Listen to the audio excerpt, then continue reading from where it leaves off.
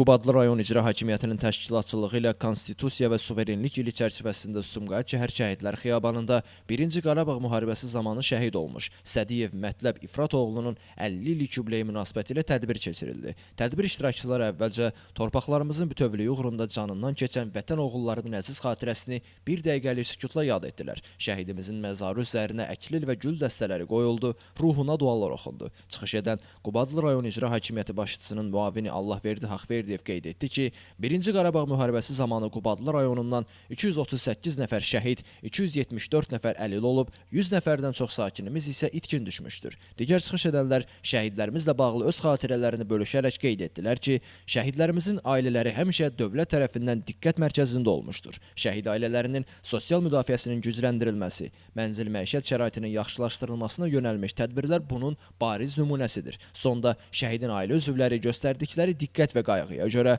Ali Baş Komandan Prezident İlham Əliyevə, 1-ci vitse-prezident Mehriban Əliyevaya minnətdarlığını bildirdilər. Sədiyev Mətləb İfratoğlu 1975-ci il aprel ayının 4-də Zəngəzur mahalı Qubadlı rayonunun Dəmirçilər kəndində anadan olmuşdur. 1994-cü il mart ayının 3-də Füzuli rayonunun Seyid Əhmədli kəndində gedən şiddətli döyüşdə qəhrəmancasına şəhid olmuşdur. Məzarı Sumqayıt şəhərindəki Şəhidlər Xiyabanındadır. Subay idi. Allah bütün şəhidlərimizə rəhmət eləsin.